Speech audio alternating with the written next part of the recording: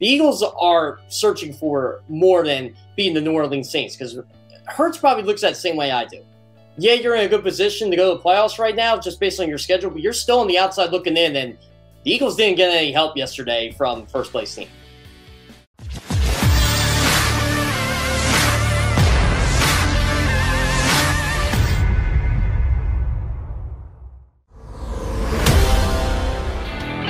A victorious Monday here on Birds 365. The Eagles handled the Saints at the Link yesterday.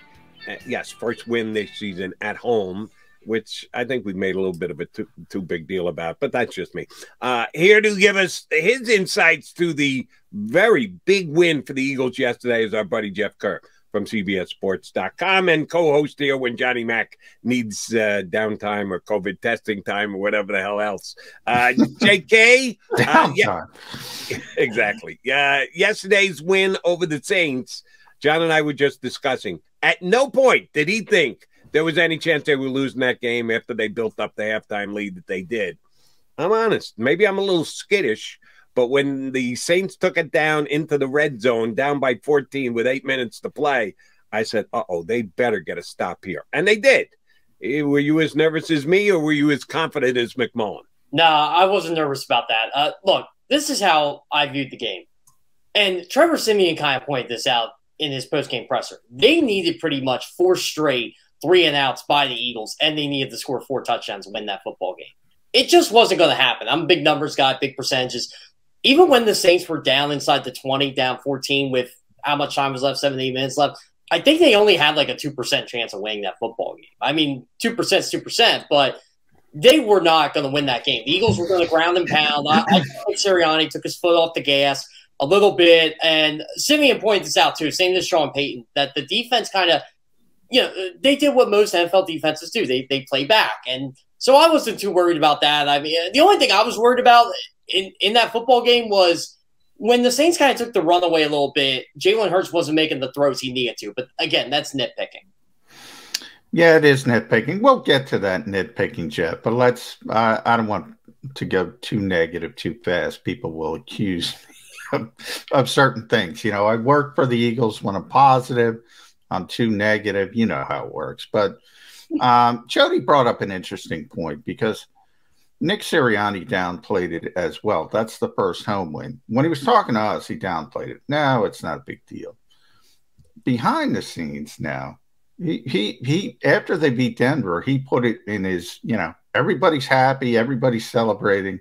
He put it in his speech. We got to get a home win next week. He planted the seed. Then he had a team meeting, and he called this game mandatory, and the city deserves it.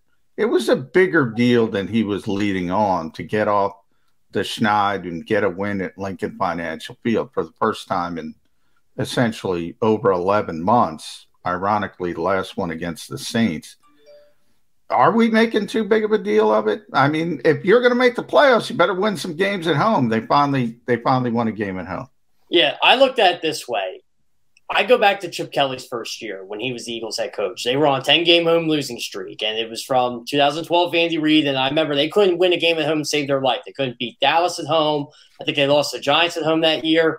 I'm trying to remember who they snapped the streak against, but once they did, they ended up winning like 8 straight at home, not counting the postseason. It's a big deal. It really turns the season around for a team, because now you got that monkey off your back. You're off the schneid. You can win at home. You can win a football game.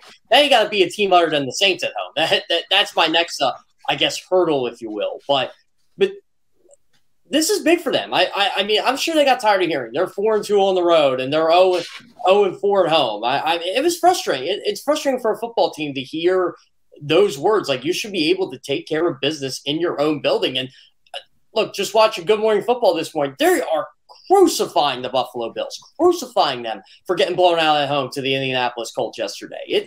It's a big deal when you lose football games at home. Here's the reason why I don't think it's as big a deal as we're making it out to be. One reason and one reason only: the quarterback. When they had Jalen Hurts for his post-game press conference yesterday, I actually said to myself, Jalen, are you awake? Yeah. He is so even-keeled. Yeah. He does not let emotion play into it one little bit. Now, that's it's a little surprising on the upside when you win a home game and a crowd behind you and the kids are throwing your jerseys for you to sign after you run a touchdown in and you downplay. But it's great on the road when you don't let the other crowd get under your skin. You just stick to the game plan. You let your emotions not guide you when you're out there on the field. Jalen Hurts isn't the kind of guy. If I thought they had a quarterback that I thought was raised up by playing at home, then I'd get all juiced up about getting a home win. That's not Jalen Hurts. He's Mr. Consistently damn close to flatline. He is like Jerry Seinfeld in Seinfeld. He's even Steven, no matter what happens to him, good or bad. Yeah. I've only gotten that guy to smile once in my multiple interviews with him, and that was mentioning Alabama, Nick Saban, and Rat Poison. Oh no, sorry, twice.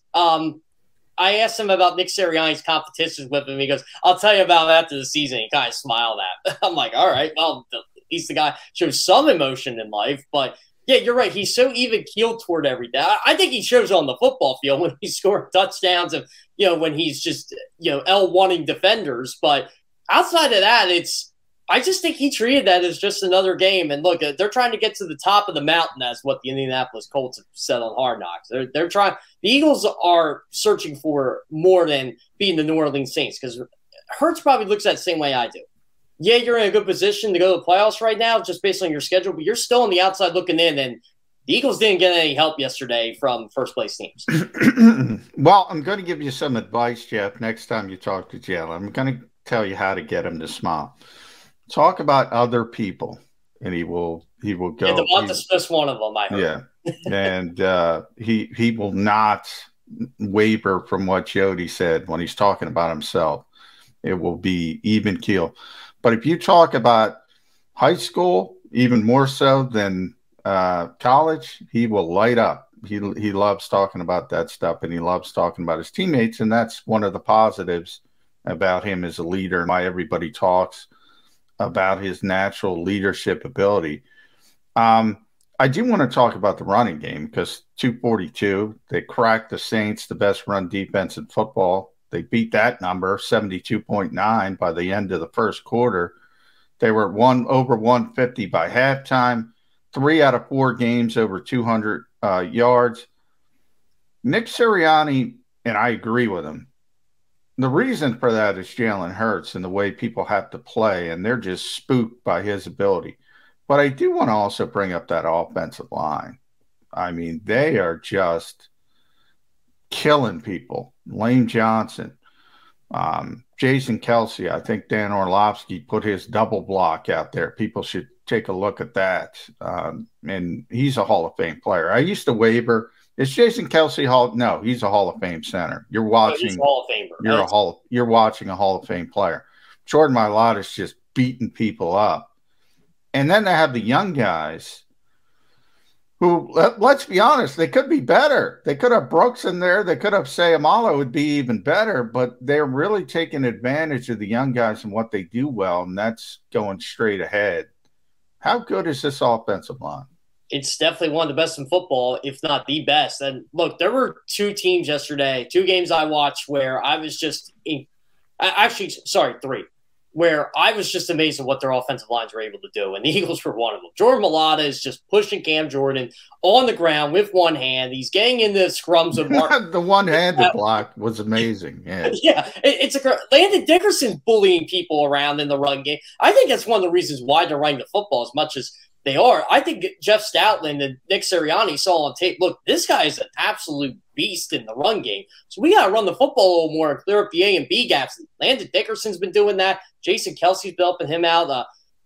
Jack Driscoll's been great at right guard. Even Nate Herbig, when he comes in, it's Lane Johnson's almost back to playing at his all-pro level type self. It's the entire offensive line is just bullying teams around, and that's why I'm curious when they face these teams twice in their division. Yeah, obviously, I'd like to see them play Dallas again, see what they could do, but that game might not mean anything. It all depends how Week 18 shapes up.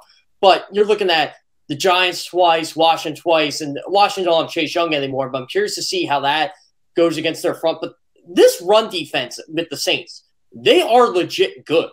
I mean, this is a legit good Very defense. Good. And they were healthy.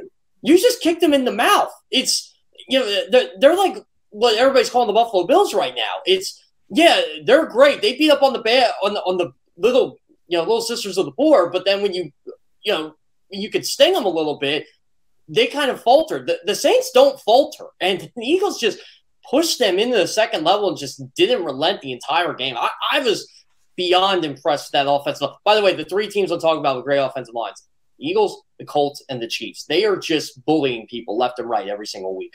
Right. I would put Cleveland in there. Well. Cleveland's really good too. Yeah, I mean, I didn't get to watch Cleveland game yesterday. Yeah, I'd say the Chiefs' running game has gotten better or got better last night because they got Clyde Edwards-Helaire back. The guys they've been using haven't been as good. They're better than they were at the start of the season, but I'm still not sold on the Chiefs' offensive line just yet. Far be it from me to be Mr. Negativity or glass half empty. Do it. Other than Devontae Smith and Dallas Goedert, who, oh, by the way, congrats on the new contract. We haven't even discussed that yet. Not a hometown discount, but not outrageous either. Howie Roseman did a damn good job negotiating that deal. He got it for going rate, not above and beyond, not an overpay, but not a hometown discount either. And I got to give Dallas Goedert a lot of credit for the Eagles' ability to run the football, too, because we know he's one of the better blocking tight ends in the National Football League. All that's great. And Dallas is great. And Devontae Smith is great. And J.J. Arcega-Whiteside was great for one play yesterday. One target. He has one target the whole year. One target, one catch, the trend buster. That's Nick a high that percentage of producing out of J.J. Arcega-Whiteside. Somebody's got to step up and be the third option in the passing game. I'll throw all the running backs in yesterday who did nothing coming out of the backfield. Who's going to be Jalen's third? I know that we're looking at the offense and it's looking great because they're running the football, but some team's going to come up with a way to stop the Eagles running the football. Who's going to be able to catch the ball other than Smith and Goddard? Jody, your guess is as good as mine. You want to try out for that role? That's how bad it is right now. I say free Greg Ward. He's better than I am. I'm not ready to get out there. I'm ready to go Greg Ward again. What was Greg Ward's snap count yesterday? Do you guys have it on you? I think he had 4. I just tweeted it. Let me check it out real quick. I think he played 4 snaps. It's ridiculous, though. Like, they just don't have anybody. Jalen Reagor has just been god-awful. It's not even funny at this point. Like, Justin Jefferson just does laps around him. This is a marathon. Yeah. Jalen Reagor will be on mile 1. Justin Jefferson yesterday. And 3 snaps for Greg Ward. Oh, sorry. I said 4. My bad. Well, he deserves a little bit more than 3 with the way this wide receiver group's going. I mean, they got nobody. I'm watching Steelers-Chargers last night, and Mike Williams is a free agent. Howie, just overpay for the guy. It's just overpay for him. You need to get this quarterback some weapons outside Devonta Smith and Dallas Goedert. I think they will get a veteran receiver in the offseason, and Howie won't overpay. I mean, the great thing, and Jody mentioned it, look, you can say what you want about Howie Roseman. He's going to sign good contracts. Comes down to evaluation, obviously, if a player doesn't perform, and that's the issue. But, all right, I'm going to take this tack. So I'll throw this at both of you guys. They don't throw the football. So, I mean, they threw it 24 times. They don't have to throw it when they're rushing that well. 14 of those targets to Dallas Goedert and Devontae Smith. Who cares if you can run for 245 yards, 242 yards? That's where I was going to get to, too. It's like you don't have to throw the football when you're running like that. I mean, most teams do that. I mean, that was always my defense of Lamar Jackson for pretty much until this year. He didn't have to throw the because the Raiders are just right down people's throats. Same with Baker Mayfield last year. Yeah, Baker Mayfield has a ton of flaws, but he didn't have to throw last year. It was Nick Chubb, Kareem Hunt. Stop it. And no one stopped it until the Kansas City Chiefs in the divisional playoffs. And now that's the problem, though. Yeah. But are the Eagles a Super Bowl team right now? Do we think the Eagles can be a Super Bowl team? No, I don't. I don't know about you guys. But so where's this balance? Look, we're gonna get to the nitpicking portion of the show. All the good with Jalen Hurts, plenty good. Don't get upset, people. But man, he holds on to the football too long. Man, he doesn't get the football out on time when they do throw the football. And to me, the reason why the targets are Dallas Goedert, Devontae Smith, Well, there's the obvious reason. They game plan. They're their best receivers, but they're also the receivers that are open. We've talked about Devontae Smith's separation all the time. Dallas Goedert, the big target. To me, Jalen doesn't like throwing people open. He's not comfortable with it. In other words, typically, if you're not Devontae Smith, you're not going to get 3-4 yards of separation. If you're not Justin Jefferson, you're not going to get 3-4 yards of separation. You're going to run a route. You know, NFL cornerbacks are good. Good quarterbacks throw people open. Can Jalen Hurts do that? I think he can in time. I don't think he can right now. And I don't think that's something that Jalen Hurts has to worry about right now. But I think again, if he's going to be the long-term quarterback for the Eagles, which I think he's well on his way to being, he needs to get better at certain aspects of his game. And I agree with that, John. I agree that he needs to find ways to, outside Devonta Smith, just throw the football. And, there were some plays where, and I think this has to do with the lack of pass catching on his end too. Like every time he throws the ball at Jalen Reagor, it's a disaster. It just is. Like I wouldn't even trust throwing the ball to him, but yet he does it because he's the primary receiver on that player. I've noticed that too. He always seems to go to whatever the primary option is. I think he needs to renew his progressions a little bit more, but overall, Jalen Hurts just provides something for the Eagles and the NFL that teams are just, it's hard to stop. And that's his running game. I mean, and when you get him in open field, he's scary. And he's a big guy. Like, people are worried about him carrying the football. What was it, 18 times? I'm like, well, let's see. Two were kneel downs. And I know Seth Jordan was complaining about this yesterday at one point, too. And I'm like, look. It was only 10. It was only 10. I think they're fine. Yeah, it was only 10. Yeah, so again, it's a weapon, and he's a big guy. Like if he gets injured, big quarter.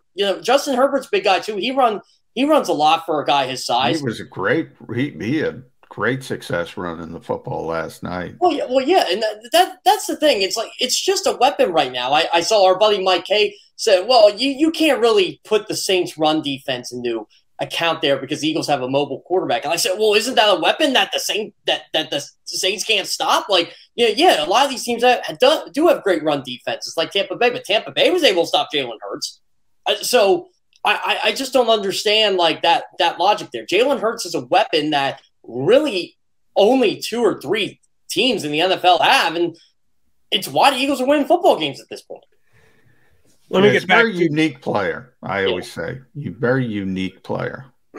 Let me get back to the guys who have yet to step up and catch the ball, other than Devontae Smith and Dallas Goedert. Yesterday, you had Boston Scott got 2 targets. Tyree Jackson, they threw it to Tyree once. Yeah. All right. Yeah. Tyree got a target, and Miles got 1, and Quez got 1. And Reagor got 3 and came up -1 yard. That's not a lot of work out of the backfield. Scott 2, Sanders 1, Howard none. I know that is a very much an acquired skill, the ability for the quarterback to pull the defense in, get the football out quickly, depending on what the play is what the design of the play is. That's a skill. And I don't know that Jalen Hurts has reached that skill level yet. But it also makes me question the running backs. And these guys are all veterans. Miles Sanders, to me, is even a veteran. Certainly Boston Scott and Howard are. Is the Eagles throwing the ball to the running backs game where it needs to be at this point of the season? Absolutely not, Jody. Absolutely not. I get a little depressed when Miles Sanders isn't catching passes out of the backfield because I think that's a unique skill set he possesses. And I don't know if it's Miles just doesn't get open, doesn't run the right route. They just don't throw him the football. Yeah, the whole worry. Sorry to interrupt, Jeff. The whole worry, all of the above. There we go. There's my answer, guys. All of the above. So you saw the pass down the sideline, Jeff. First of all, okay, Miles isn't a receiver, and Jalen Hurts could have put a little bit more mustard on that throw, no question.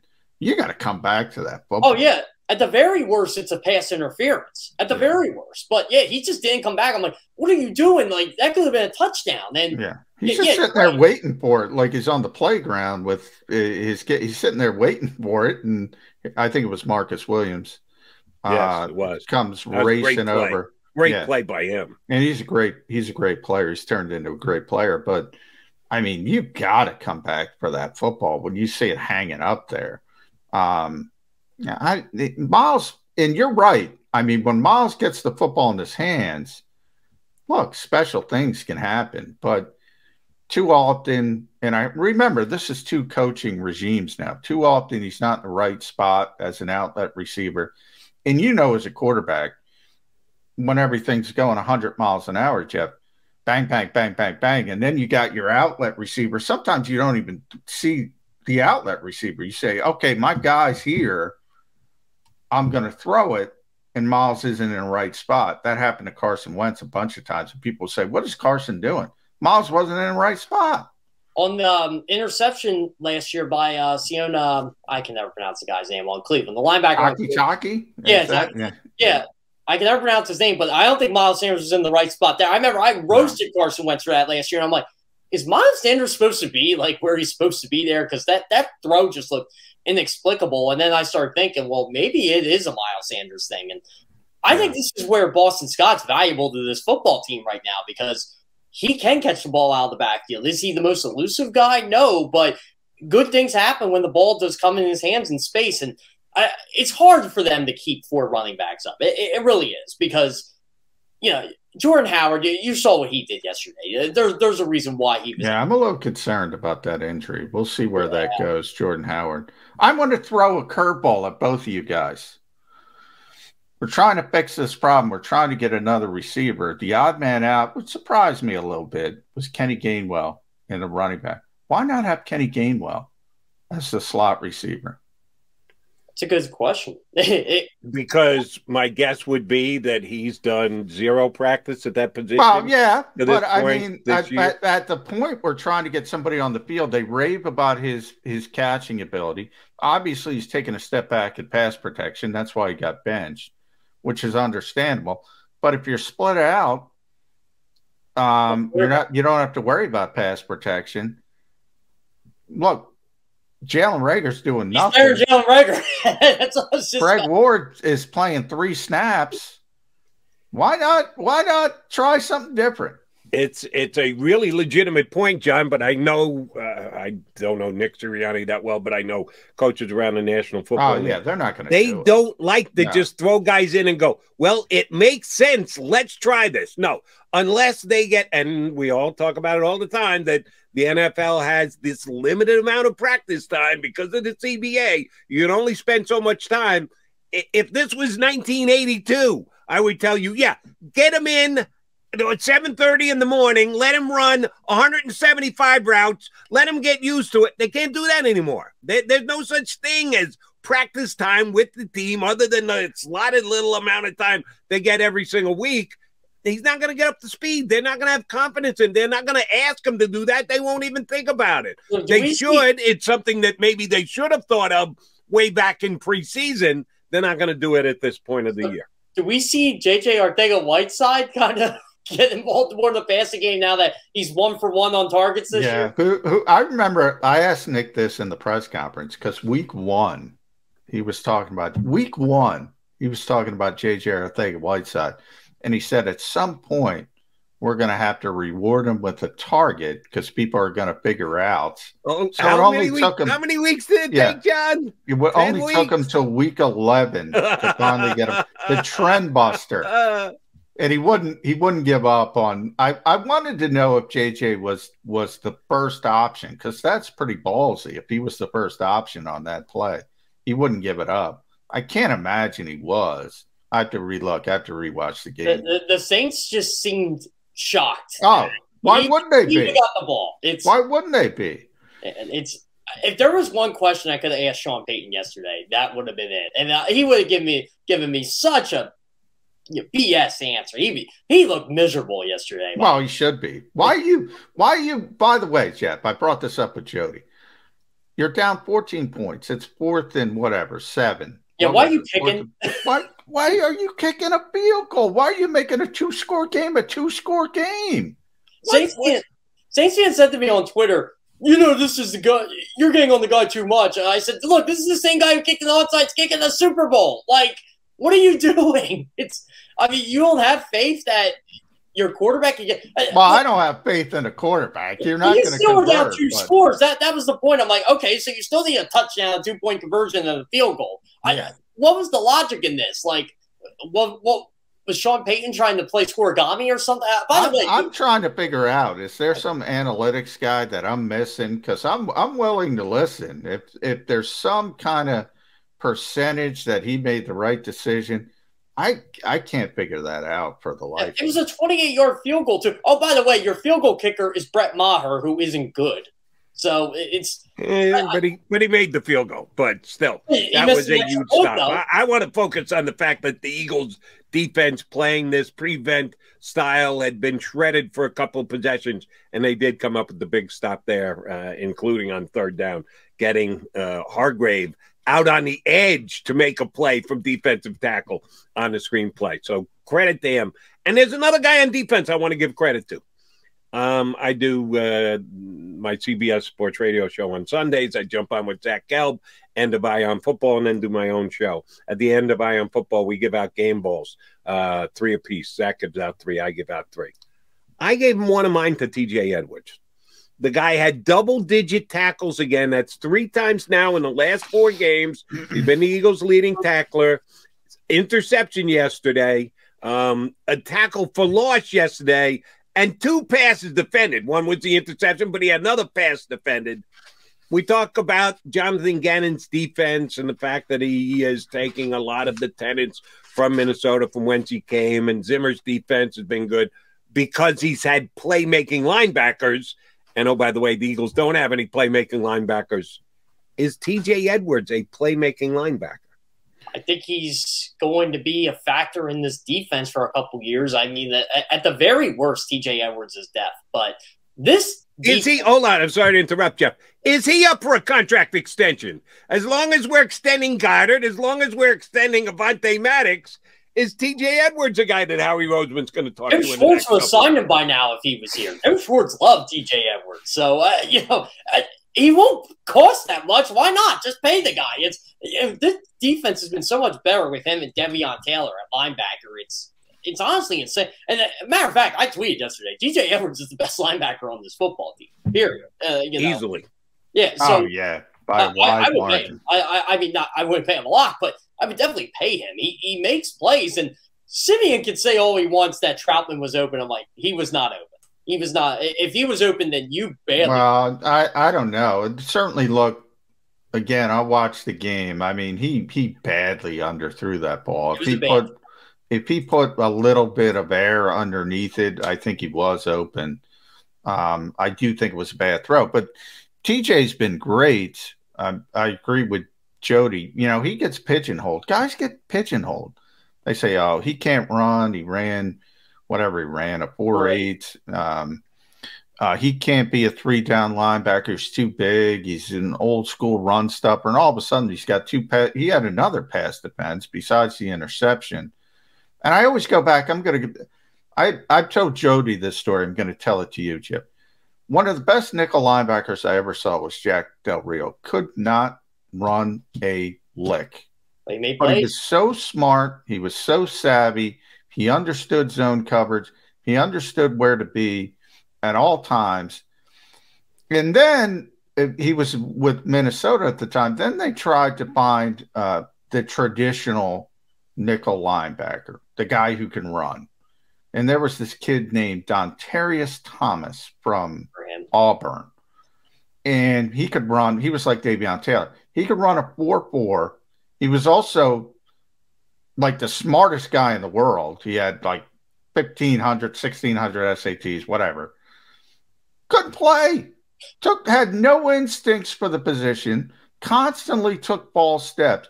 So if you can run a 4.4, but you take a false step, what the hell does it matter if you have the natural instincts of a TJ Edwards and you're going to be in the right position?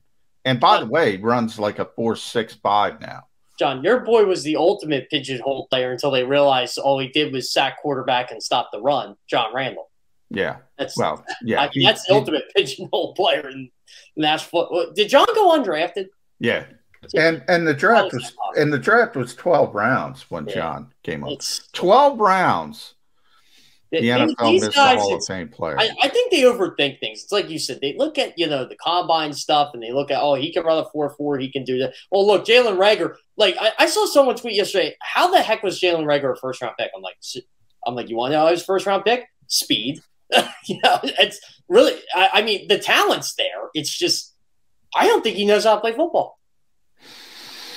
I think he's lost confidence and – because at times, let's be honest, I mean, at times Jalen has gotten down the field. Now they've turned him into a manufactured touch bubble screen player. I think it's a combination of he's lost confidence, and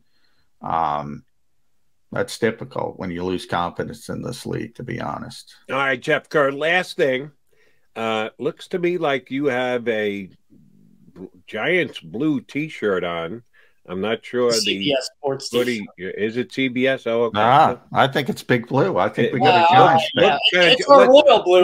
What's the logo on the hoodie? Is that a Giant logo I see? No, that's a CBS logo too. CBS logo again? All right, I didn't know. That's a Super Bowl logo that the Giants and Cowboys do not see. Oh, okay. No. I'm just saying the color kind of because I know how big a fan of the Giants you are. I know how big a fan of Joe Judge that you are.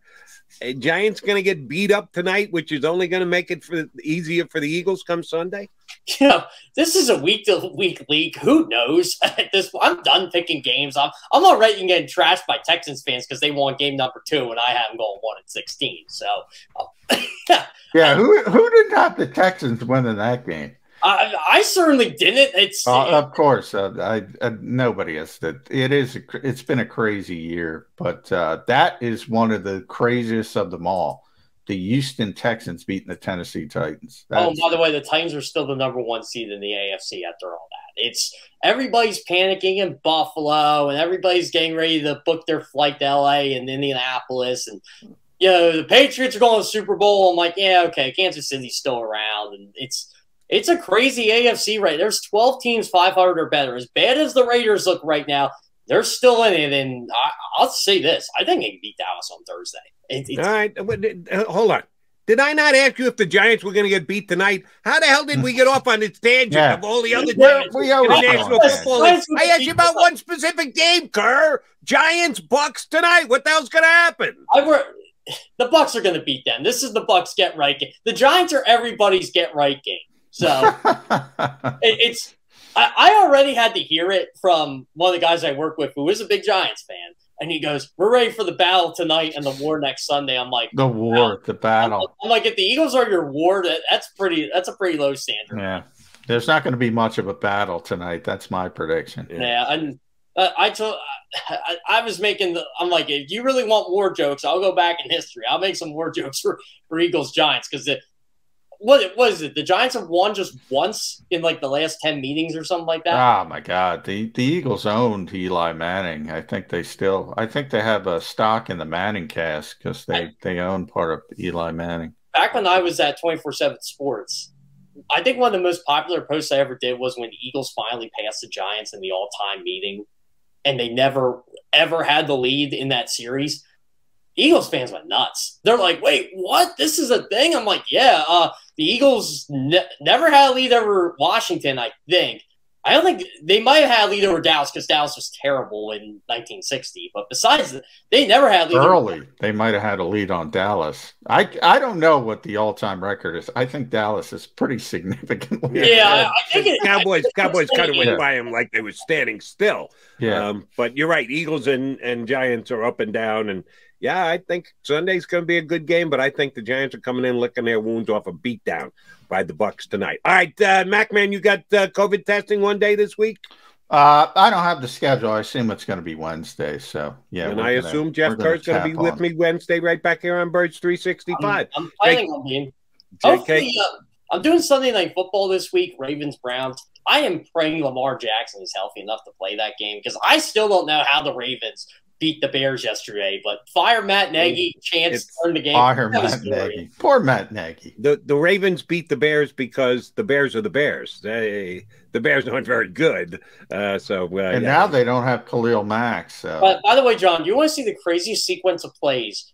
Just watch one part in that game. It's like the Bears are on a 4th and 1 with like 7 minutes to go in the fourth quarter, and it's 9-6, and Matt Nagy just completely botched it in every way. He ran a wildcat with David Montgomery, and there was a penalty on the play after he had to call a timeout to set that play. Hey, by the way, the Eagles botched a wildcat. We're not talking about that. We're talking about nitpicking. But it wasn't as egregious as Matt Nagy. That was embarrassing. You get away with it when the end of the game is a W. Yeah, that kind of flies underneath the radar. Jeff Kerr, thanks for flying in and joining us today. Thanks, bud. Yep, sounds great. Thanks for having me on, guys. We are the Mac and Mac guys here on Birds 365 with assist from Jeff Kerr. JM and I will return in just a couple of minutes. We'll get an assist from Chris Franklin of NJ.com in hour number 2.